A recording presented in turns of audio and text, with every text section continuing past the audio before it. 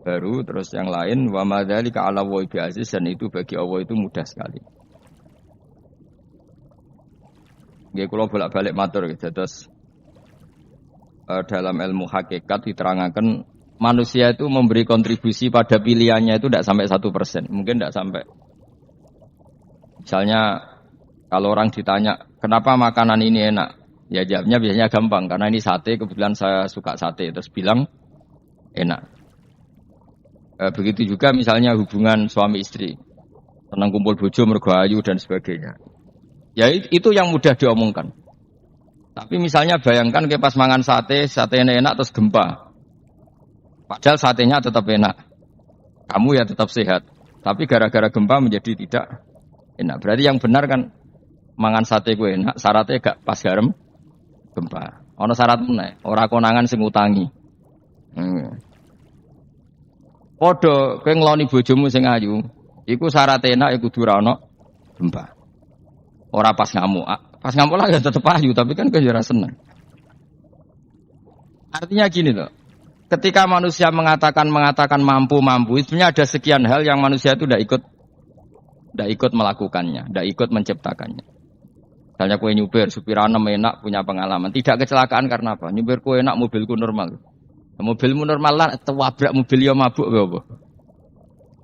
Nah di sini ini manusia dituntut, diingatkan terus. Kamu itu butuh Allah, rahmat Allah itu yang melindungi kamu, bukan keahlian kamu, bukan kecakapan. Karena tanpa itu semua tidak bisa. Semuanya Allah. Ya, tapi manusia tadi gara-gara misalnya tadi mobilnya normal, dia punya keahlian nyupir, terus mengklaim kalau keselamatan dia itu karena hati-hatinya dia, karena mobilnya normal. Padahal ada sekian catatan yang menjadikan dia selamat. Dan semuanya itu kudrahnya Allah Subhanahu wa ta'ala. Misalnya gak ditabrak wong mabuk, gak ono gempa, gak ono bumi merekah. Misalnya kita pintar nyupir lah, terus bumi memangap, terus kita kecemplung, apa-apa. Pokoknya daerah-daerah kayak ya rasa tak sebut nomor itu. Kira tahu muka safayo bener mari tak sebut nomor yang ngeri. Intinya Indonesia ora aman, tapi kita tenang aja satunya ora aman kabeh ono sing aman. Ora usah kuwatir likuifaksi, ora usah kuwatir meteor jatuh, kabeh ya potensi napa? Potensi semua. Sehingga ini sedikit saya ijazahkan. Suatu saat kata Rasulullah, saya ya Mu'ad melihat kamu hanya sejengkal di depan para ulama ketika nanti di akhirat. Terus Mu'ad tanya, Rasulullah tanya, kenapa kamu hanya satu jengkal dengan derajatnya para ulama ketika sowan Allah? Jawabnya Mu'ad, kamu punya amal apa? Jawabnya Mu'ad, ya Rasulullah, saya tidak pernah melangkahkan satu kaki, kecuali saya tidak pernah yakin apa bisa melangkahkan kaki yang satunya. Dan saya tidak pernah mengunyah satu makanan kecuali saya juga tidak pernah yakin apa bisa menelannya. Dan saya tidak pernah bernafas satu nafas kecuali saya tidak yakin apa bisa nafas berikutnya. Saking dia tergantung ta'aluk semuanya sama kudrahnya Allah Subhanahu wa ta'ala. Kalau kita ini kan sok. Kalau makanan sudah di depannya kayak pasti bisa makan. Kalau dia sudah sehat jalan seakan-akan pasti bisa meneruskan. Padahal 0, sekian detik kowe mlaku dihantam mobil ya selesai. Misalnya stroke ya selesai, tidak bisa jalan. Jika para wali-walinya Allah itu orang yang fi lahdhatin min lahadzati, setiap kedipan dia, setiap perilaku dia itu hanya ta'aluk ambek Allah Subhanahu wa ta'ala. Itu yang disebut ya ayyuhan nasu antumul fuqara'u ila Allah.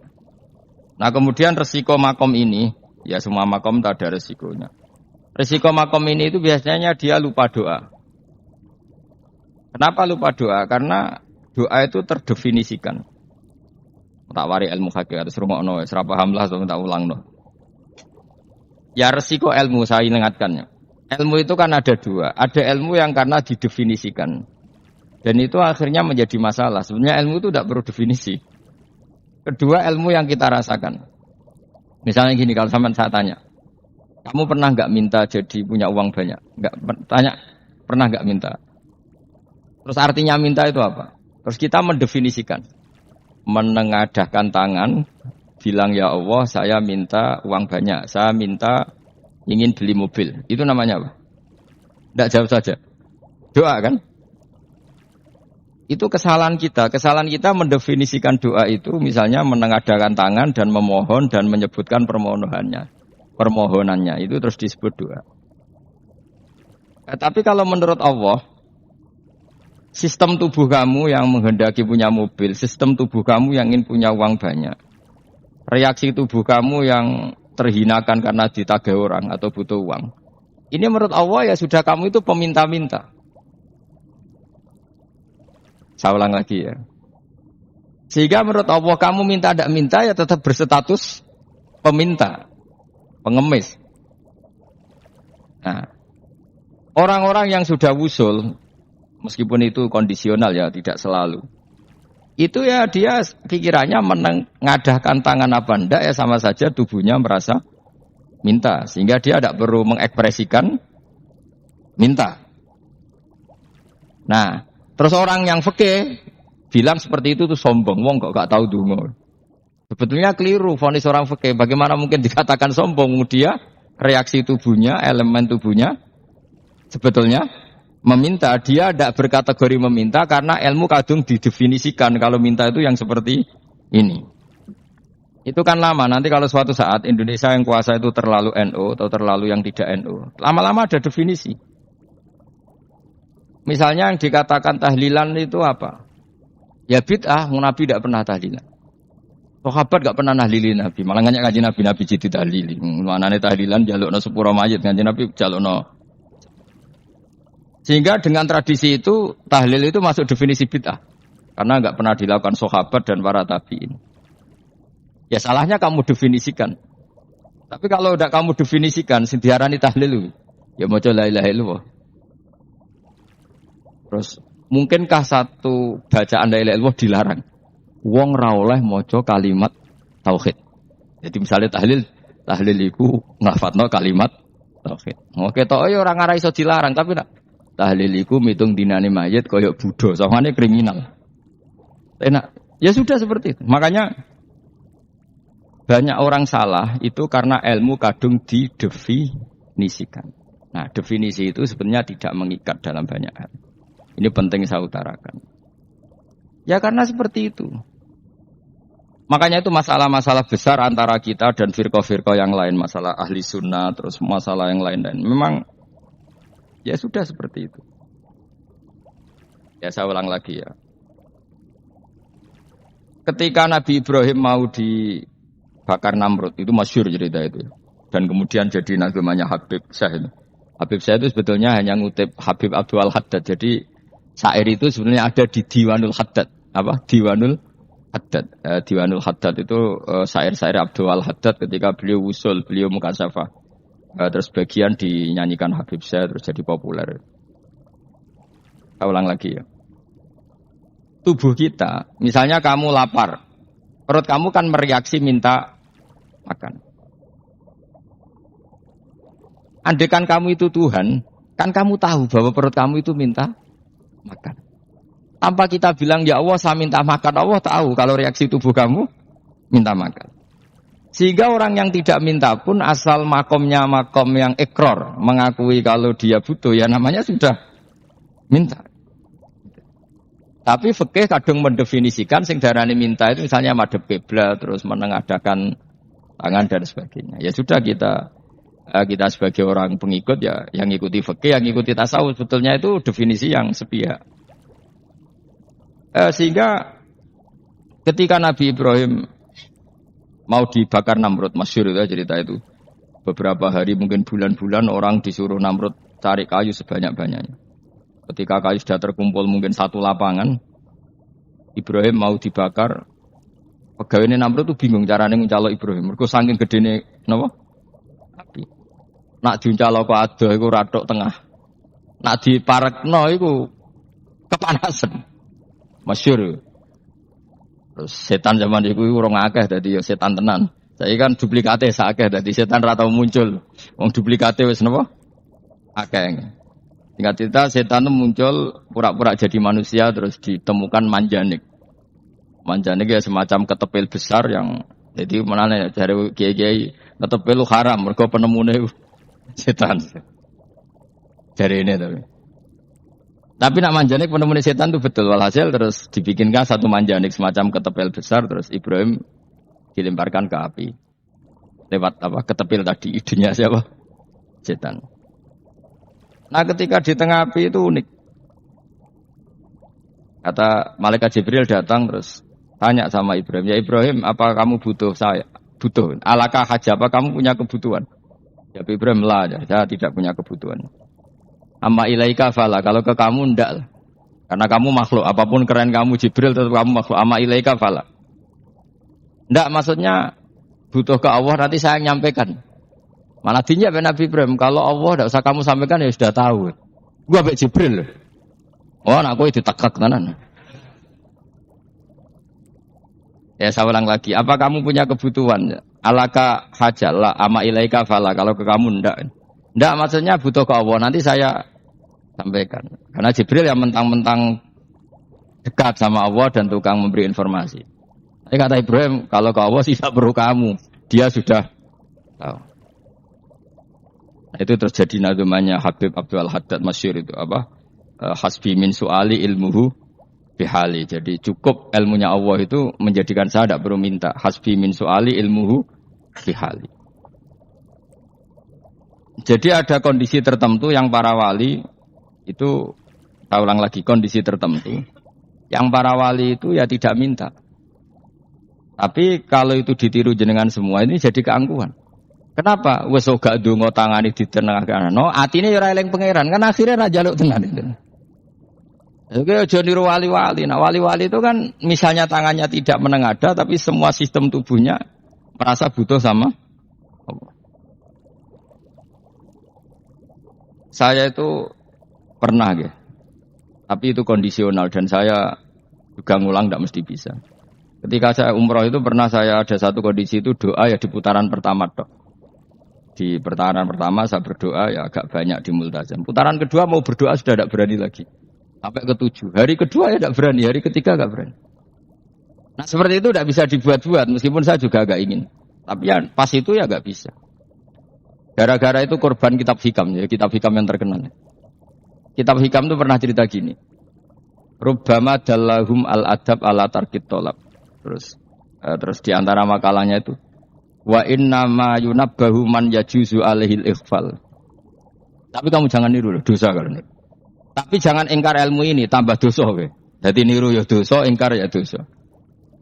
Jadi ada seorang wali kata hikam.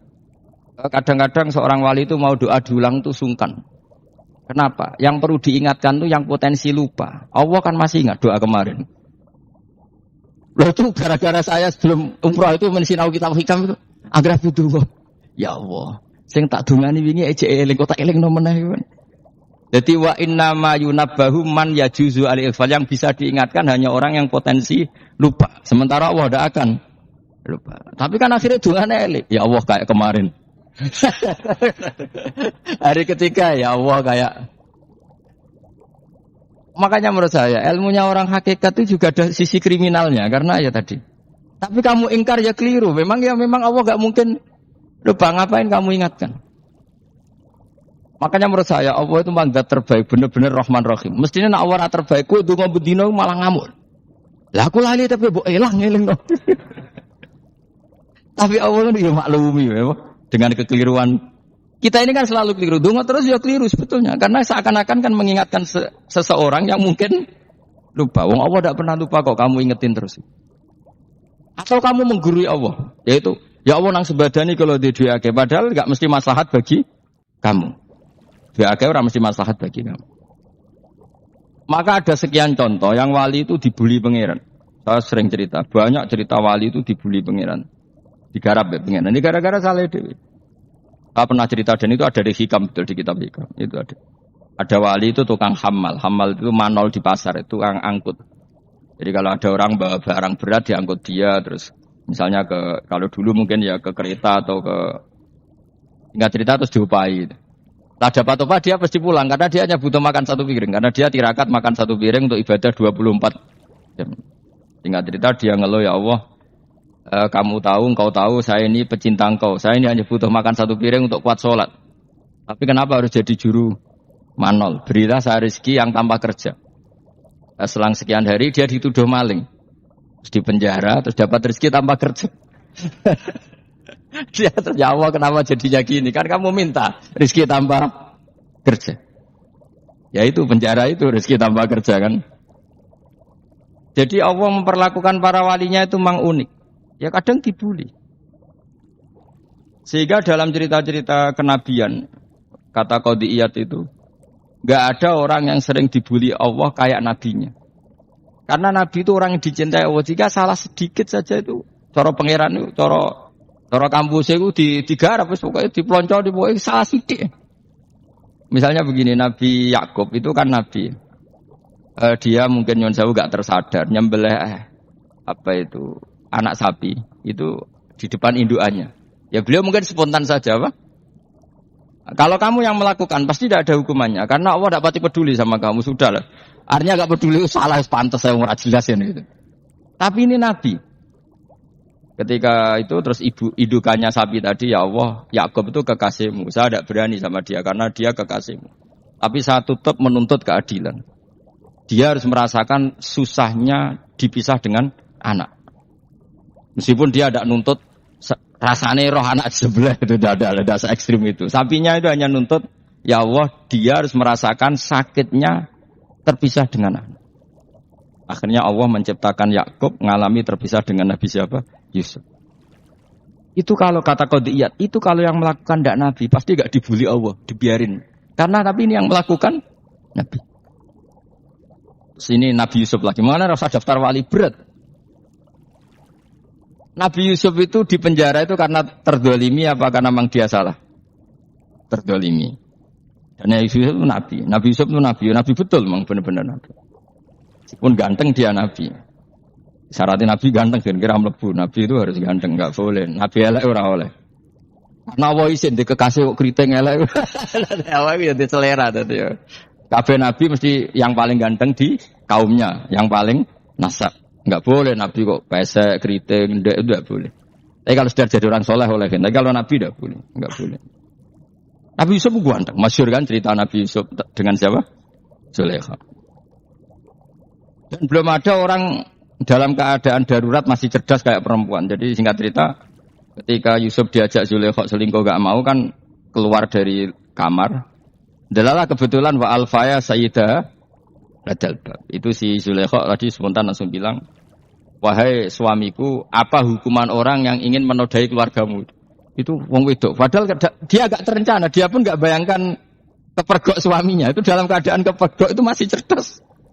Suamiku, apa hukuman orang yang mau menyelingkuhi keluarga Anda? Singkat cerita suaminya murka, terus Yusuf dipenjara, terdolimi. Ketika dipenjara, kemudian Yusuf punya keahlian mentakwil mimpi. Kan tadi suaminya Zulaikha itu tidak sampai raja ya, kira-kira PM atau menteri lah. Raja itu punya mimpi yang bisa nakwil itu hanya Yusuf. Singkat cerita terus utusan raja datang ke Yusuf dan takwilan Yusuf terbukti benar. Tapi Yusuf ini seorang nabi, seorang lagi Yusuf seorang nabi, dia tapi ya manusia. Bilang gini ke utusannya, coba bilangkan ke raja kamu, di penjara ini ada orang yang dipenjara secara terzalimi, yaitu saya. Tolong laporkan ke majikan. Itu Allah tersinggungnya itu bukan main. Nabi kok lapor makhluk. Itu tersinggung. Nah kowe kan gak piye-piye. Kowe ngajakno proposal Allah ra piye-piye. Wis pokoke Allah mek kowe ra piye-piye wis. Wong sumben swargane ya ora langsung wae ngono pokoke kira-kira kan sudah gak perlu ditegur. Makanya fa'an sahu syaitanu dzikra rabbi falabitha fi sijni bid'asin. Maka Allah mentakdirkan utusan raja tadi itu lupa melaporkan peristiwa Yusuf ke raja tadi. Sehingga raja gak pernah dengar kalau ada orang di penjara karena Allah tersinggung. Wong kowe ku nabi kok lapore ambek penguasa. Ngono tok iku wis Allah tersinggung. Karena dia nabi, gak boleh nabi lapor makhluk. Jadi Allah itu dengan Nabi itu sangat-sangat sensitif. Sangat-sangat sensitif. Ya begitu. Terus cerita yang terkenal, meskipun ini enggak ada di Quran, Nabi Musa. Nabi Musa itu pernah sakit gigi. karena dia mentang-mentang kalimullah, orang yang sering komunikasi dengan Allah minta ya Allah, tolong tunjukkan obat gigi saya itu apa. Nanti ini sama Allah dikasih tahu, kamu ngunyah suket ini gitu, rumput ini kamu kunyah nanti pasti sembuh. Karena resepnya dari Allah ya pasti mujarab, kan nggak ke dokter. Singkat cerita dikunyah terus sembuh. Suatu saat dia sakit gigi lagi, nggak konsultasi lagi karena masih punya resep kopian apa? Resep. Dia datang nyari suket yang sama dikunyah tambah sakit. Terus tanya sama Allah, ya Allah ini kan resepnya yang sama, kenapa tambah sakit? Kata Allah, kamu itu kekasihku. Roh nak sing ngobati ku aku ra suket sembrono. Semenjak itu Nabi Musa ora pernah resep lagi sudah. Andikan tuh kamu, pasti Allah juga gak tersinggung. Makanya kata Qadiyat, kenapa para nabi sering ditegur itu bukan karena Allah murka. Nabi itu beda. Jadi kesalahan kecil atau apa-apa yang menurut kita ada salah itu untuk nabi salah. Makanya di ahli sunnah ada kaidah apa? Mimba bi hasanatil abror sayyiatul muqarrabin. Pernah dengar kaidah apa? Mimba bi hasanatil abror sayyiatul muqarrabin. Sesuatu kalau dilakukan umumnya orang itu hasanah atau kebaikan, tapi kalau dilakukan para nabi itu salah. Karena apa ya? Saking dekatnya dengan Allah. Ulang lagi apa? Mimba bi hasanatil abror sayyiatul muqarrabin. Jadi nabi itu beda. Nah, para nabi itu orang-orang yang ngalami fikir yang doa resmi kayak siapa tadi? Definisi fikih ya sering. Kayak definisi orang tasawuf yang sering. Sehingga ketika Nabi berdoa, ya memang secara disiplin ilmu yang namanya berdoa ya minta Allah dengan mengadakan tangan. Ketika enggak berdoa, karena Nabi sadar Allah tidak perlu diingatkan lagi, pasti masih ingat. Gitu. Jadi dua-duanya benar terus. Makanya Nabi itu lam yazal fitaroki, Nabi itu selalu naik derajatnya. Karena pas minta ya benar, pas tidak minta ya. Kalau kamu turun terus. Pas minta itu karena tomak kamu, hadzun nafsi kamu, serakah kamu, tapi nggak tahu diri pantas taura dengan permintaan. Kayak gue misalnya jongo jadi wali, iso Allah tersinggung. Bicara atau tirakat atau jaluk jadi wali. Tapi gak jongo ya Allah tersinggung. Kere atau dongo. Jadi orang kalau tidak wali itu sudah keliru terus. Ya muka-muka di sepuro, tapi tak kira itu akeh salah. Ya jajal ke dongo wali kok sabtu kok dirjelani. Kira-kira Allah tersinggung ngapa nyembadani? Kira-kira tersinggung. Tak misalnya kira tahu dongo kepengen kau Imam Syafi'i, apa yang tersinggung? Bocah ora di idola. Lah terus piye Gus? Ora piye kadung salah biasa wae wis. Wis bakat salah no. Bakat salah. Wis dongane sing gampang ae mesti bener. Rabbana dzalamna anfusana wa lam taghfir lana wa tarhamna lanakunanna minal khasirin. Saya pernah punya kitab dan kitab itu menurut saya luar biasa. Bahkan ketika adu bully itu, adu cara mahasiswa itu kayak pelonconan itu. Nabi sama Nabi pangeran didu dan itu sekali yang satu salah melakukan disiplin ilmu pangeran itu degradasi dan Allah memang mengancam gitu. Kalau kamu melanggar ini laah biton namin diwani nubuah nanti laam khuan namin diwani nubuah kamu saya hapus dari buku kenabian. Tes-tesannya ya lucu misalnya begini kata Nabi Musa kan ditanya ketika dia khutbah ditanya orang siapa orang paling alim ya Nabi Allah. Sekarang orang paling alim itu siapa? Nabi Musa jawab, saya kan. Itu Allah tersinggung karena wong kok mletene ngono. Tapi andai kan Nabi Musa kok jawab Fauzi itu salah, tambah salah meneh. Atau enggak Furuhin, malah salah meneh. Tapi jawab Musa ya salah. Saya Gusti, saya kan. Orang paling alim siapa? Saya. So, Allah memperingatkan Musa, ada seseorang yang lebih alim ketimbang kamu. Coba kamu harus ketemu dia. Ketemu singkat cerita ketemu Nabi siapa? Khidir. Terus dalam 3 sesi ini 3 babak ini buli-bulian. Nabi Khidir itu dalam 3 babak ini selalu kelihatan salah. Di antaranya adalah cara sekarang ya mungkin digoncengkan sepeda motor atau perahu kalau dulu yang menggratisi dia numpangi sepeda motor malah spionnya dicopot. Gitu. Spionnya dicopot dirusak. Nabi Musa kan sudah digratisin malah ngerusak yang motornya yang apa? Menggratisin. Nabi Khidir masih tenang. Kamu tidak paham. Ya, Nabi Khidir mesti stok kamu tidak paham. Itu kata syurrahul hadis termasuk Ibnu Hajar al-Asqalani bilang gini. Setelah itu kedua membunuh anak kecil. Musa tambah marah. Anak yang belum punya dosa kok kamu bunuh sampai 3 kali ada 3 peristiwa. Itu kata Syurahul Hadis. Andai kan Musa kok diam tidak protes, maka dia akan disalahkan Allah. Karena dia berarti membiarkan kemungkaran di depan matanya tanpa reaksi. Jadi sebetulnya ketika Musa berontak itu Nabi Khidir. Nabi tenan gitu maksudnya. Jadi itu kan unik. Tapi berontak itu disalahno. Jadi angel sandi tes-tesan dadi nabi ku ya angel. Misalnya kok Nabi Musa itu kayak model santri Jawa Timur. Nabi Khidir salah nggih nderek mawon. Ya ora nabi jero barang mungkar menengae. Berarti yo nabi goblok ngono kira-kira gitu. Maka ya memang Musa harus konsisten seperti itu, harus demo terus gitu. Kayak saya misalnya sebagai kiai fikih, kiai ya harus seperti ini cara mulang saya. Enggak boleh saya misalnya terus anut mulang terus tawadhu semeneng yo ora karu-karuan. Jadi andekan Musa kok tidak protes itu malah salah. Ya memang harus. Dan itu Nabi Khidir dia nabi tenan. Makanya Nabi Khidir akhirnya respect. Tidak ada hati sebaik Abu Musa. Risi itu gak nyaman ketika melihat kemung. Jadi itu sebenarnya poin. Tapi lucunya Nabi Khidir ya nyalan. Tak kandani rasa takok, kamen takok. Tapi yang disalah no. Ya aku jari Nabi Musa. Ya jajal, gaya peristiwa meneh aku tak sabar rata kok bareng. Kok jajal nih? Bareng dijajal ya protes meneh. Kadang protes meneh, tinggal 1 kali kesempatan. Kowe takok meneh, wis ora dadi muridku.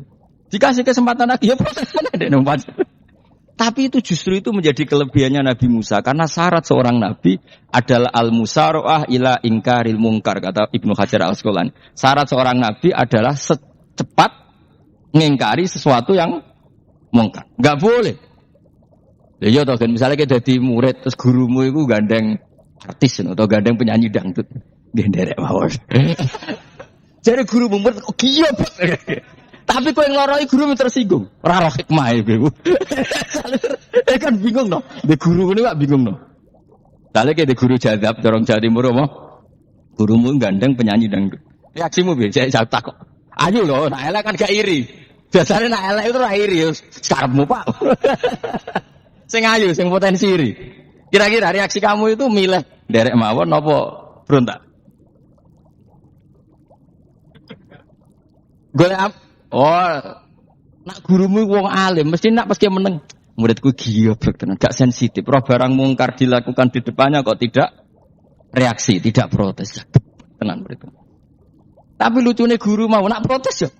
Gak ada akhlak nih. Guru lagi senengnya kok ora oleh. Nah Nabi itu kan buli-bulian. Jadi Nabi Khidir dengan Nabi Musa itu tebak-tebak. Karena 2 orang ini sama-sama kekasih Allah. Itu Nabi Musa justru barokahnya itu dia tidak pernah kelasmennya di bawah Nabi Khidir. Semua ulama sepakat kelasmennya Musa tetap di atas Nabi Khidir. Sehingga yang berlaku ya tetap ilmunya Nabi Musa. Bahwa membunuh anak kecil tidak boleh. Merusak perahu milik orang lain tidak boleh. Karena Allah tetap lebih respect dengan ilmunya Nabi Musa. Nabi Khidir tetap ilmunya nggak dipakai. Meskipun dia disebut hakikat. Karena ilmunya Nabi Khidir ngani ngoyo. Ngani ngoyo wong ape mutusno ngenteni nginceng Lauh Mahfuz. Lah sing iso iku sapa? Barang ra mungkin kok. Mulane Nabi Khidir terakhir menutup kalimatnya wa ma fa'altuhu an amri. Dzalika ta'wilu ma lam tasti alaihi sabr. Aku dhewe nglakoni ini ya ora roh, wis ditakdir nglakoni ngene wae. Dadi Nabi Khidir ya ora paham. Jadi wa ma fa'altu an amri itu terakhir kira-kira artinya saya sendiri tidak melakukan ini karena inspirasi saya sendiri atau keputusan saya sendiri. Tahu-tahu saya ditakdir melakukan. Karena pas itu Nabi Khidir disetting semuanya dengan ilmu hakikat. Yaitu bayi tadi memang kutiba kafiron. Kutiba apa? Kafiron. Memang dia nanti kalau umur nganti tua ditakdir mati kafir. Daripada mati kafir nanti, ya sudah mati sekarang. Tapi enggak mungkin kan ada syariat daripada soben beling pateni gek cilik. Wah ya. Ya ora ono syariat, tetap ikut Nabi Musa. Makanya kata Ibnu Hajar al-Asqalani itu uniknya Allah sama para wali-walinya. Waliku kelirullah, iku tetep disenengi pangeran. Terus pangeran nabi-nabine yo gejol-gejolokan, yo pancen nak wong. Terus keempat kan. Tadi kan saya punya contoh 3, ini contoh keempat, ini terakhir. Nah, kakean kok ilmu ora cukup, utekmu malah bingung kabeh. Nabi itu minggat itu boleh ndak? Tanpa pamit, minggat itu pergi gak pamit itu boleh ndak? Ndak boleh. Rasulullah meskipun kayak apa disakiti di Mekah itu ndak pernah minggat, ndak pernah hijrah. Saya ulang lagi, karena butuh izin. Tapi Allah pernah punya kekasih yaitu Nabi Yunus. Nabi siapa? Yunus. Itu Quran meredaksikan ya abako. Abako itu terjemahnya apa? Minggat. Kalau pergi itu dhahaba. Tapi ini Allah meredaksikan itu abako. Abako itu ya minggat. Nabi Yunus itu dakwah di daerah Nainua. Ya. Nainua itu ya, Babylon sana. Kampungnya namanya Nainua. Ya daerah Babylon. Ya. Babylon itu kalau di geografis modern ikut Irak. Ikut mana? Irak. Jadi Kufa, Basra, Babylon. Terus siapa itu yang ngalahkan pasukan Yahudi dulu itu Bukhtanasor, Hebuket, Nazir itu ikut mana? Babylon apa? Babylon. Wa ma unzila 'alal malakaini bi Babila Harut Marut. Makanya kalau ulama-ulama melihat Irak kacau sampai sekarang itu tidak kaget. Irak itu ardun mal'unah kalau di kitab-kitab. Bumi yang memang sudah terlaknati mulai dulu. Sehingga ketika ada kasus Saddam Hussein sekarang itu ulama tidak kaget. Zaman Rasulullah Sugeng itu Irak itu termasuk sudah bumi yang guna ke azalazil. Di sana pasti banyak fitnah. Fitnah pertama yang dicatat sejarah adalah Mautul Husain apa? Kapundute Said siapa? Husain di Karbala. Era Imam Syafi'i adalah zaman mifnah, ulama dibantai karena dipaksa mengatakan Quran apa? Makhluk. Terus konflik-konflik sampai era Saddam Hussein terus era sekarang jadi. Nah kita ini ulama sebenarnya tahu tarikh itu. Tapi di era modern kan dianalisis karena campur tangan ini itu ya sudah lah. Sebebo goblok kunai daripada kok bantah-bantahan malah rakam. Sebebo goblok, sebebo pinter. Sekarang kan analisisnya kan, wah ini ada campur tangan pihak ketiga diciptakan nih sauni-unimu. Ya kalau intelijen harus ngomong seperti itu. Kalau kita seperti ulama memang dari dulu dicap Nabi hunalika az-zalazil wal fitan. Saya teruskan. Nabi Yunus itu dakwai kaumnya itu lama sekali dan tidak iman. Nah semua nabi kalau kaumnya tidak iman itu diberi hak Allah ngancam akan adanya azab. Apa? Ngancam akan adanya azab. Nabi Yunus ngomong gitu terusin. Nanti kalau kamu tidak iman itu pasti kena azab. Anggap saja dia ngancam gitu sudah berbulan-bulan. Singkat cerita, azab baru tinggal 3 hari lagi. Ayo nang iman, tinggal 3 hari lagi. Ya kira-kira dia ngomong misalnya Ahad, berarti Ahad, Senin, Selasa, atau kamu milih Selasa ya Rabu, Kamis. Singkat cerita Ahad itu dia gak kuat. Wah semane kurang telung dino kaumku tetap ora iman. Mangkel asal minggat ya. Minggat ya jenenge wong minggat kan gak punya tujuan, so asal pergi jauh saja. Ada perahu, sekenanya dia naik saja. Namanya minggat. Kalau bawa bekal terencana, bawa visa paspor kan plesir namanya. Jenenge minggat itu ya gak, ya sekenanya. Gak persiapan. Singkat cerita sampai ikut perahu nelayan tadi terus zaman itu ya ada mitos kalau ada gelombang yang gak wajar pasti ada orang minggat. Terus ditanya siapa yang minggat? Nabi Yunus kan orangnya jujur saya kata dia. Ya sudah yang minggat harus dicemplung gitu. Ya terus ada yang agak baik ya jangan gitulah. Ini kan kita semua butuh selamat. Judi dulu. Judi satu lagi ketemu Yunus. Coba mungkin salah udahnya judi lagi ketemu sampai 3 kali ketemu Yunus. Makanya fasahama fakana minal mutkhadin diuji dia kalah kemudian tenggelam. Fal taqamahul khutu wa huwa mulim. Terus dia diuntal ditelan oleh ikan nun. Nah, di situ ikan nun digambarkan saking besarnya itu. Nah ini uniknya Allah sama kekasihnya. Sudah Allah menyalahkan tapi unik. Ikan ini kan itu sama Allah dikasih instruksi. Kamu enggak boleh makan dia. Dia kekasih saya. Terus ketika di perut apa? Ikan, dia kegelapan. Terus Nabi Yunus cita-citanya satu, ya Allah, kalau saya sumpah gini saya tidak bisa baca tasbih. Akhirnya sama Allah disulap perut ikan itu jadi masjid. Jadi dia di dalam perut ikannya santai saja tetap wiridan, santai. Fana ada fi dzulumati alla ilaha illa antas fanak inni kuntu minadz. Ya dia santai aja wiridan karena perut ikan bagi dia adalah masjid. Ya dia disalahkan Allah karena abako tadi minggat, hijrah tanpa pamit. Tapi juga dibela-belain Allah, ikan tadi tidak boleh nelan. Ini perlakuan Allah sama orang yang dicintai. Tapi karena dia Nabi uniknya apa? Dino Ahad itu kaumnya do nginceng omah Nabi Yunus. Rame-rame nginceng. Lucunya cara nginceng gini. Nak Yunus ning omah berarti bodoh nih. Wong omah ana adab kok dene tengok. Bareng diinceng Nabi Yunus tuh gak ada. Tenan ono azab, mulane wonge rawani ning omah. Itu unik pangeran. Jadi mau dekne ra minggat yo salah. Mau dekne ora minggat berarti kaume jare apa ono azab ono gempa bumi likuifaksi kok dekne ning omah. Lah nek ono tenan ra mlayu, nyatane gak mlayu. Jadi mbok Allah didesain minggat. Tapi nek minggat jadi salah Nabi yo ora pamit. Makanya masyhur saya itu punya kitab karangannya Habib Alim Alamah, mbah-mbahnya Habib Anis, Habib Ali bin Husain yang ngarang apa? Ali bin Muhammad bin Husain karang yang Simtud Duror itu. Itu diantara doanya gini. Tapi jangan tiru loh, gue rawali bro. Aku rawani niru. Cuma saya hafal secara ilmu, tapi saya tidak berani niru. Waj'al sayyiati man ahbabta. Ya Allah, jadikan kesalahan saya itu kesalahan orang yang kau cintai. Terus pokoknya salah lah jadi pengiran kadung seneng, salah lah ya capek wae wong seneng. Waj'al sayyiati man. Terus koyo kowe lah dimanja wong tuamu anak paling disayang. Salah wae lucu. Kok cah cilik. Kowe seneng cah cilik. Salah wae lucu. Mecano gelas ya lucu, tiba ya lucu. Tibane cah tuwek-tuwek. Bocah jelalatan mulane tiba. Nah itu barang kau menginceng omahe Nabi Yunus gak ono wong. Wah, berarti azab mau turun betul. Andai kan azab tidak jadi turun, pasti Nabi Yunus berani di rumah. Tenang. Wes. Barang mulai malam Kamis, azab itu sudah kelihatan. Ada puting beliung, ada apa, sudah jelas pasti ada azab. Kaum yang lapangan tobat. Tobat finish. Secara bal-balan menit-menit apa? Terakhir.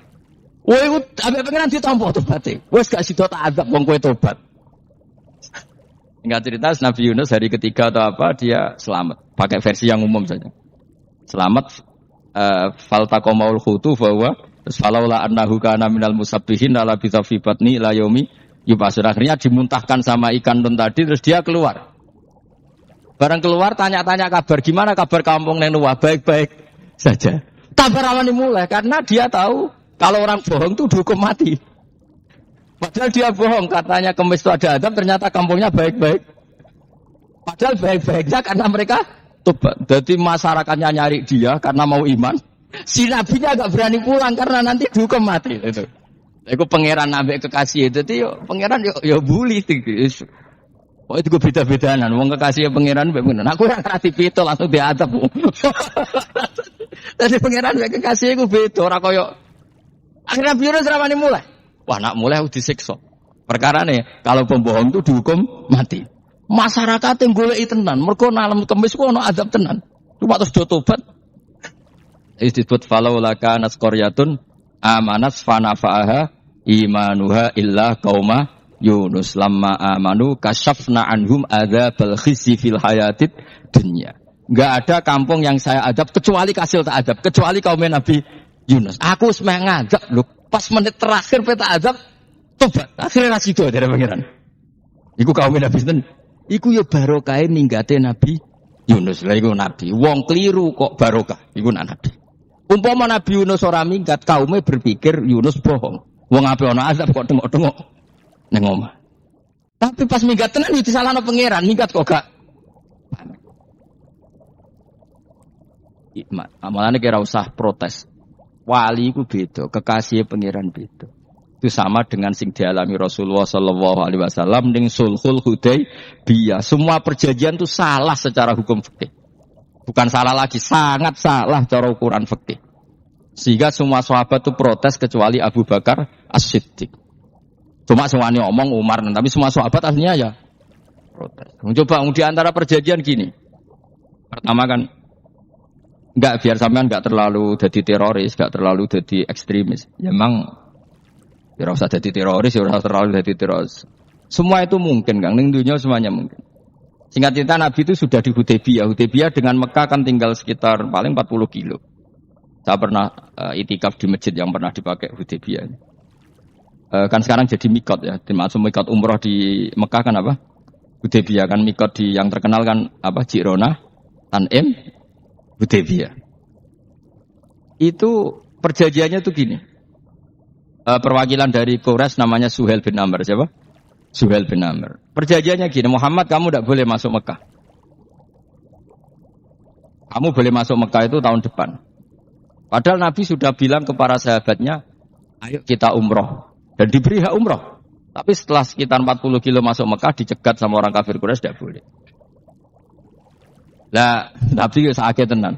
Nabi kadung mentafsir, memberi berita gembira, saya mimpi, kalian masuk tanah haram, aminina mukhalikin, aman semua. Semuanya bercukur gundul atau mencetak rambut. Pokoknya, kata sahabat senang sekali, karena mimpi Rasulullah tidak pernah apa? Tidak pernah salah. Bareng di situ, di antara perjanjiannya, ada maka Ali Muhammad Rasulullah. Ini perjanjian yang ditulis Muhammad Rasulullah. Kata Suhail, hapus kata Muhammad Rasulullah. Kalau saya tahu kamu Rasulullah, tidak saya perangi. Tulis Muhammad bin Abdullah. Kata Rasulullah, ya Ali, hapus tulisan Muhammad Rasulullah. Kata Ali, tidak saya akan menghapus setelah Muhammad Rasulullah. Jadi Nabi unik. Hapus gak popoli, masih bu hapus aku tetap Rasulullah. Wong tulisan wae. Jadi Nabi rileks saja. Tapi Ali katanya, fawwama ana bimakhihi abadan. Saya tidak akan menghapus tulisan itu selamanya. Kata Nabi, kena ra gelem gabus. Tanganku judono, aku sing gabus. Nabi kan umi, tidak bisa baca terus. Tangannya Nabi sendiri yang dilewatkan Ali ke tulisan itu sehingga terhapus. Nabi ya rileks. Wong tulisan wae aku ora ditulis Rasulullah ya tetap Rasulullah. Nabi masih rileks. Terus perjanjian kedua, kalau ada orang kafir Quraisy masuk Islam harus dikembalikan. Karena berarti keluar dari habitat. Tapi kalau sudah Islam kok masuk kafir lagi harus dibiarkan. Karena berarti kembali ke habitat. Nabi bilang, ya enggak masalah. Semua perjanjian itu merugikan Islam. Itu secara fikih pasti salah. Akhirnya Umar itu protesnya keras sekali. Ya Rasulullah, apa engkau masih Nabi? Lu takai itu sengak. Apa engkau masih Nabi? Dan Nabi siapa santai, bala ya saya masih Nabi. Tapi kenapa kamu hinakan kita dan memberikan kehormatan pada orang-orang kafir itu? Jawabnya kan Nabi lucu. Ya agama itu kayak pangeran. Masih aku perjanjian yang ngono kok pangeran sing angkat agama iki tenang wae. Kan Nabi ku yo nek perjanjian mbek manusa gampang. Jadi Nabi itu sangi imannya Allah tetap yu'izzu hadaddin. Allah pasti memuliakan ini agama. Apapun perjanjian yang diciptakan manusia. Makanya bapak saya, Mbah Mun, guru saya itu ngaram-ngaram tenan mikir Islam. Islam mbok pikir haram, ono sing duwe. Ben ngono. Dunia rusak kok apa ben. Tetep Islam itu mulya. Rasa mbok pikir wis keliru-keliru lah perjanjian dunia keliru lah. Lho coba Uni Soviet kayak apa hegemoninya? Kayak apa kuatnya Uni Soviet? 100 tahun mengkooptasi Uzbek, Tajikistan dan tapi apa bisa menghilangkan keimannya orang Uzbek Ceknya? Ketika Uni Soviet bubar langsung malah negara-negara itu jadi persemakmuran yang negara apa? Islam. Indonesia kayak apa? Dikooptasi. PKI, dijajah Londo 350. Mbah Soleh Darat alim zaman Londo, buyut-buyutku alim zaman Londo. Iku semondok Mekah ya alim. Zaman PKI akeh wong alim. Saiki ayo zaman Islam Nusantara apa ono sing alim koyo.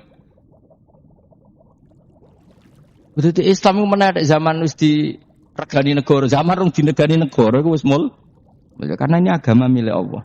Punya ketahanan yang luar biasa. Mana dari Nabi tentang kayak perjanjian salah lah, Mar. Gak apa-apa. Inna wa ta'ala a'azza hadati. Inna wa ta'ala la yudhi'u dinahu wa la yudhi'u. Pokoknya pengiran bakal ngembar agamanya orang masalah, perjanjian keliru lah. Perjanjian ketiga begitu, semuanya merugikan Islam. Tapi apa kata Abu Bakar ketika protes Nabi gak dijawab, datang ke Abu Bakar. Menurut kamu gimana? Jawabnya Abu Bakar lucu. Makanya ini menunjukkan, makanya kenapa ahli sunnah berkeyakinan afdhalus sahabat itu siapa? Abu Bakar. Jawabnya Abu Bakar. Wes amar, perjanjiannya keliru lah, wes keliru lah. Kayak gremeng-gremeng santai gremeng. Tapi la tadkhul bainahu wa baina habibi. Kamu jangan masuk wilayah itu hubungannya orang yang terkasih sama kekasihnya. Wes gak masuk akal lah semeni menengae. Ya sehingga ya sudah Allah punya. Ternyata nah perjanjian keempat ini yang agak Nabi hanya minta gini dok. Itu saya turuti semua, tapi saya minta satu hal kata Nabi. Bolehkan diskusi tentang Islam terbuka. Makanya diskusi terbuka itu baru kata Nabi, jangan larang orang mendiskusikan Islam. Itu dok mintanya. Oke dari Suhail, diskusi wae pikirannya Suhail kan, diskusi wae. Enggak masuk Islam, diskusi. Jangan larang orang yang membicarakan Islam secara terbuka, ada kata terbukanya. Dari Suhail, oke enggak masalah. Itu dok yang Itu pun nggak jelas menguntungkan Islam apa? Enggak. Akhirnya apa yang terjadi? Darun Nadwa, tempat-tempat pertemuan cara sakniki gerdu, gedung parlemen, semuanya itu diskusi. Sakjane Muhammad itu sapa? Konsep Islam ku piye? Dan semua yang cerdas dukung. Sakjane yo bener Muhammad. Nyembah watu pancen goblok tenan. Wajan yo goblok tenan watu kok di. Terus nak Yahudi, Yahudi ora bener pisan, Nasrani ora bener pangeran telu. Waduh. Suwe-suwe hasil diskusi sepakat. Pancen yo tetep bener Muhammad. Tetep bener Muhammad. Akhirnya hasil diskusi itu akhirnya mereka membatalkan perjanjiannya sendiri. Perkara baru kayak apa? Malah Nabi ketika balik di Madinah, Umar sempat protes ning dalan. Oke ya Rasulullah, saya nerima konsep Anda, tapi saya menyisakan satu pertanyaan. Jadi jenengan niku ana ayat sing nurjukna la tadkhulunal masjidal harama insyaallahu aminina muhallikina ru'usakum. Lah kok nyatane ra sida mlebu Mekah, malah kita terusir kembali lagi ke Madinah. Iku Nabi yang agak lucu ngendikan. Mar, ning ayat iku ora gak ana taune. Apa ana ayat iku taun iki? Sing ngatene taun iki ra kowe. Jadi Nabi yo ora ana taune ya. Ora ana taune kok tauni dhewe kan kira-kira. Ayat iku kan gak ana taune, Umar ae sing biar nafsiri tahun ini. Wong awam suatu saat kamu akan masuk Masjidil Haram. Tapi kan gak ana taune ayat itu. Apa di ayat itu ada tahunnya Umar dan Allah bilang tahun ini ya ndak, ya sudah kalau nggak ada tahunnya pokoknya mesti kapan-kapan terjadi, tapi ora saiki. Kayak sugih rugen kan gak ono tahun nih, ora iso. Mau aku do gak ono sugih tapi kan tanpa tahun. Iku suwi. Nah, akhirnya apa yang terjadi? Ada diskusi masif di Mekah. Setiap yang cerdas, setiap Nabi tanya Abu Sufyan siapa? Nabi mau komentar gini, sama siapa teksnya? Misluhu la yajhalul Islam. Kalau Islam sudah didiskusikan, otak secerdas Ikrimah bin Abi Jahal, secerdas ini pasti tidak bodoh tentang Islam. Maknanya pasti akal yang waras memilih Islam. Wah, akhirnya Islam jadi masif. Ya sudah, karena Islam sudah masif, tokoh-tokohnya cenderung Islam, akhirnya perjanjian itu dibatalkan sendiri. Akhirnya waro'aitan nasa yadkhuluna fi dinillahi afwaja. Akhirnya mereka berbondong-bondong masuk Islam. Itu artinya apa? Nabi ku gawe perjanjian cara fikih keliru wae, cara fikih cara zahire keliru wae, tetap barokah karena punya hubungan khusus dengan Allah Subhanahu wa taala. Makanya la tadkhul bainahu wa baina habibi. Itu kan kayak ya sudah seperti itu. Di pangeran makanya Sayyid Ali itu Sohibu Simtiduran nak donga di antara doanya waj'al sayyiati man ahbabta. Jadikan ya Allah kesalahan saya kesalahan orang yang engkau cintai. Karena ulama nyontono ngene, saiki Nabi Adam ambek iblis itu padha salah ya to. Enggak jawab. Padha salah, iblis itu salah bodoni Nabi Adam salah.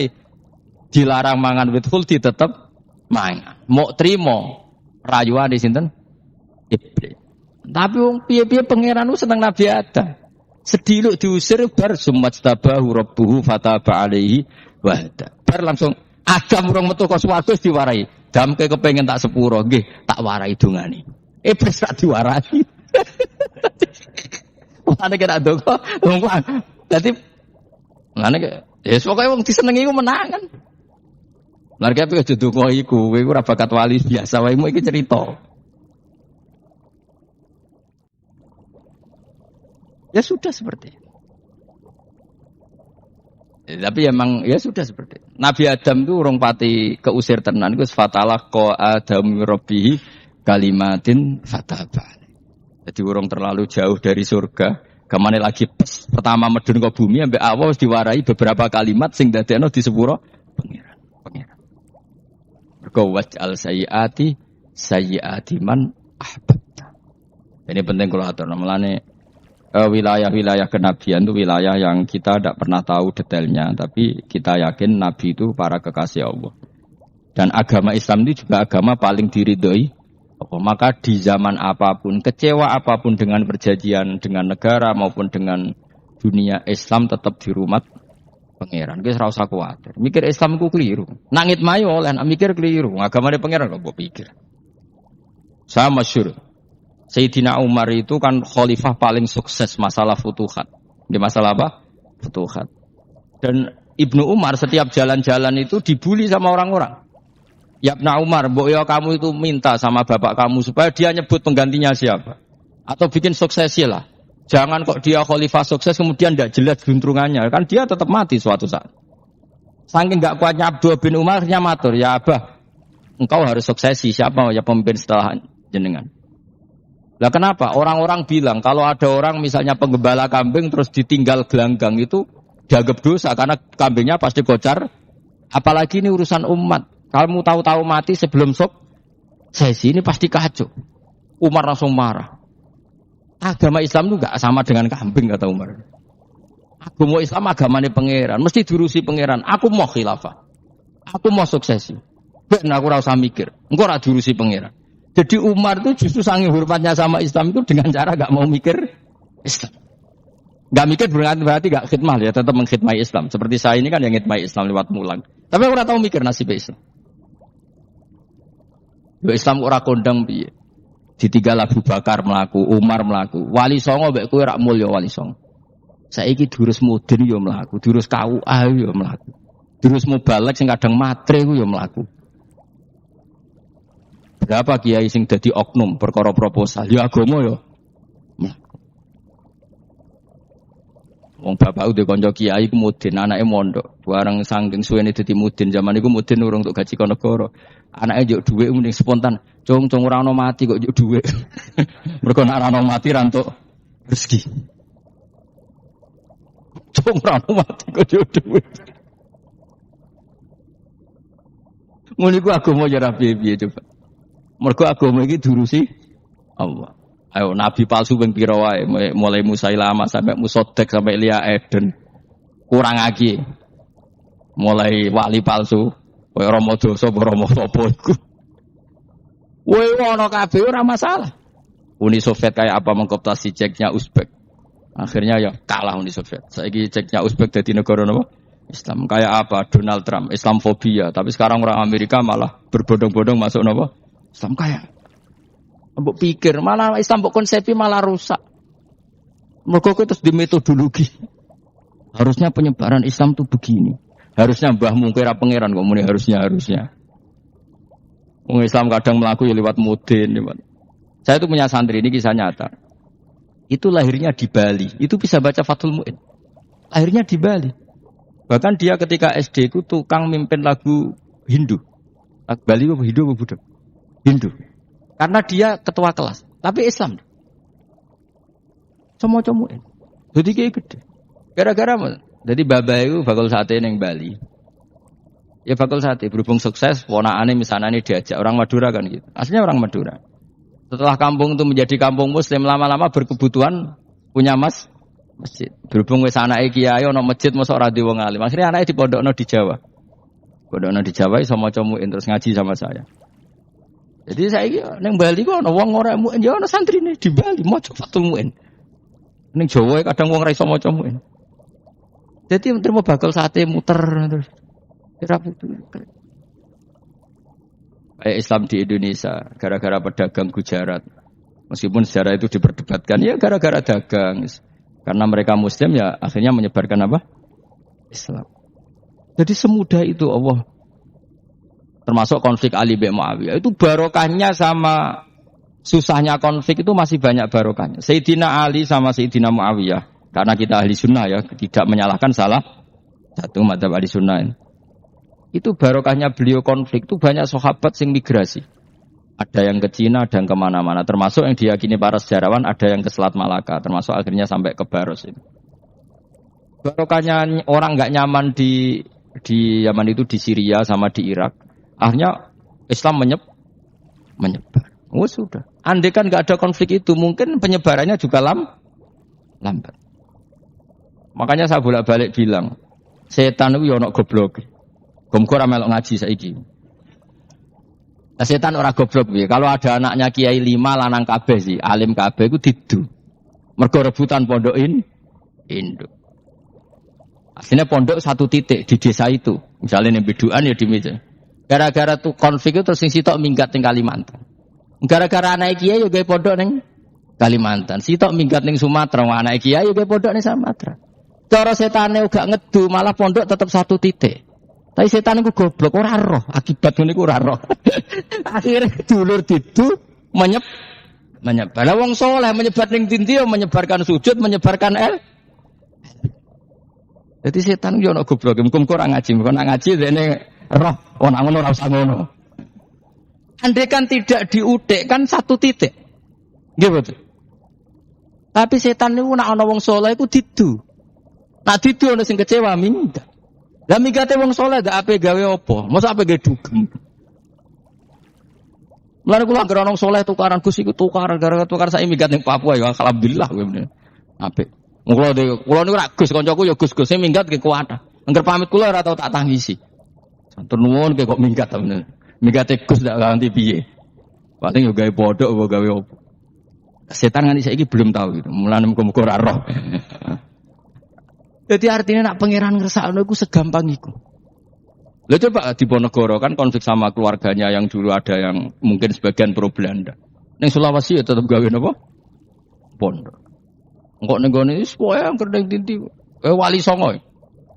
Sunan Kalijaga agak pati cocok mbek buyutku, Sunan Kudus. Rapati cocok akhire dakwah ning kidul daerah kene. So akhire ono ya mono dakwah rong khatam terus dadi Islam macam-macam. Serasa diterusno. Tapi ya barokah iku ana Islam tok Tingkir, tok Solo, tok Jogja. Cara rapati tukaran yo Sunan Kalijaga men ngewangi Sunan Kudus, Sunan Bonang ning gone. Berhubung barokah tukaran sithik-sithik ya. Jadi bahasa saya itu buyut-buyut itu Sunan Kudus itu luwih dukung Arya napa? Penangsang. Sing Kalijaga dukung wong kene so. Sutawijaya. Mbok lho pokoke ora usah diterus-terusno. Pokoke saiki wong Jogja diulang Kudus, buyut-buyut kula niku tiyang Kudus. Wis ora usah dijero-jerono. Nek jelas barokah. Mau ora tukaran yo utek-utek ning Pantura. Barokah tukaran yo tok. Ya itu. Tapi ora usah terus nak ngono tukaran barokah ora usah muni ngono. Pokoke apa yang angen sing ngersakno kabeh barokah. Tapi ora usah diciptakan. Ana suami istri pegatan terus. Yo kadang yo barokah sing wedok untuk bojo luwih bener. Akhirnya alhamdulillah saiki bojoku apik. Padahal sing lanang tau GR, nak pegat iso apa? Ora piye-piye malah apik. Iku pangeran. Makanya mikir Islam yo mikir. Sekarang kan ndak orang terlalu semangat Islam terus dia konsep Islam harus menguasai negara, akhirnya memaksakan jadi pemimpin. Itu Islam harus kultural. Akhirnya kejawen Islam. Islam kudu kaya, jebule kedonyan ndeknane ora. Islam kudu fakir, bebas hisab, kefikiran akhirnya buruh Cina. Justru kakean konsep bisa mari kewajib. Lah ya ana sing, "Wah Islam kudu sugih, nak sugih ben kuat." Jebule bareng sugih kedo, ana sing milih fikir ae ben tambah hisab, kefikiran Islam buruh Cina. Islam harus merebut negara supaya ada konsep khilafah. Pas ngrebute wis ngafir-ngafir wong akeh. Pas prosesnya wis dadekno perkara. Islam harus kultural, jumlah main gong wae malah sindenan terus. Rasido dakwah, mergo kakean apa? Kultural ora usah dikonsep, wis ben mlaku. Pangeran dhewe sing ngatur Islam. Kayak apa agama ini pernah ditinggal orang-orang terbaik. Mulai para sahabat tabiin sampai wali songo, nyatanya tetap berjalan. Iku nunjukno agama ini diurusi Allah Subhanahu wa taala. Napa khidmah wae. Kayak saya yang mengkhidmah Islam. Khidmah itu berbakti memberi pelayanan pada Islam. Tapi ra usah ngrasa mimpin apa Islam, apalagi membuat konsep untuk Islam. Justru konsep kita ini nanti yang merusak. Karena tadi ngendikan ulama-ulama wa inna minal ilmi la jahlan. Kadang ilmu itu tetap melahirkan kebodohan. Kenapa?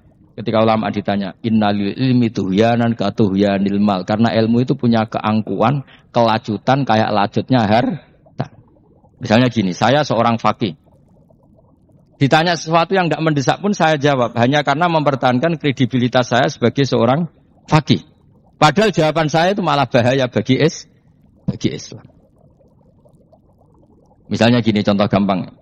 Ada orang misalnya Ruhin baru tobat. Dia sholatnya salah, rukuknya salah. Terus saya ditanya sama Fauzi. Gus sholatnya Ruhin sah apa enggak? Wong dia enggak memenuhi syarat dan rukun. Tentu saya sesuai disiplin fikih saya bilang enggak sah. Karena harus sujudnya ngongkrong atau dia sholatnya fatihahnya tidak benar. Padahal andaikan saya tidak jawab lebih baik. Karena apa? Bisa saja menurut Allah sholatnya dia enggak sah secara fikih tapi diterima Allah.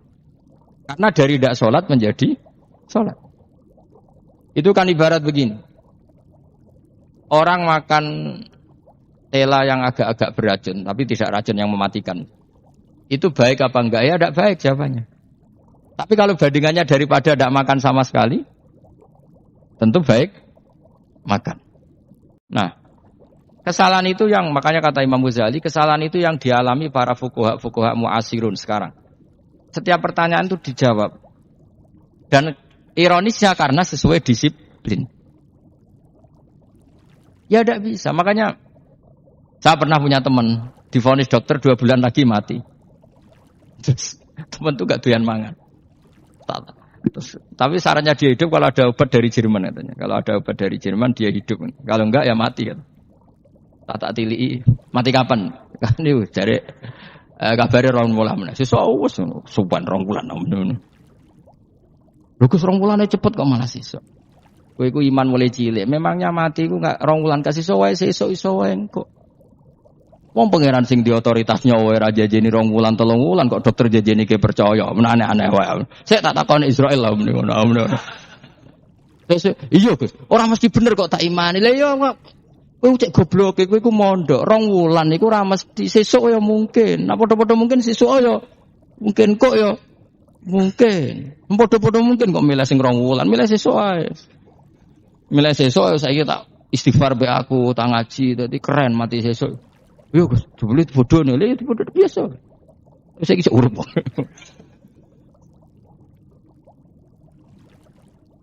Ya karena tadi sesuatu yang enggak otoritasnya itu kita ini kan jadi orang aneh. Agama mulai dulu mengajarkan kita beribadahlah kepada Allah seakan-akan kamu mati besok. Nak kowe santri tenan tanpa diancam mati 2 wulan niku nek ibadah kok mati sesuk 2 wulan niku kesuwen. Lho kula nganti saiki perasaan kula nggih urip sedina. Mulane kula di dhuwit 200.000 cara kula nggih kathah. Urip nganti sesuk di dhuwit 200.000 cek aki ya. Ana wong butuh dhuwit akeh mergo nyongkone urip suwi. Kula ker. Lan kula ora pati seneng derajat, sesuk mati kok di derajat barang sesuk. Ya gitu mangka anak tamu tuh. Sebenarnya dia terus mulai rileks, mulai sebelum malah ramati. Sembrono terus. Maksud saya itu kita makanya kembali lagi antumul fuqara'u ila. Kita ini butuh. Makanya kula suwun semuanya anut para nabi dan kalau ada kesalahan para wali, para nabi itu kesalahannya apa? Mimba bi hasanatil abrar sayyiatul muqarrabin. Jadi nabi itu karena hubungannya dengan Allah sangat apa?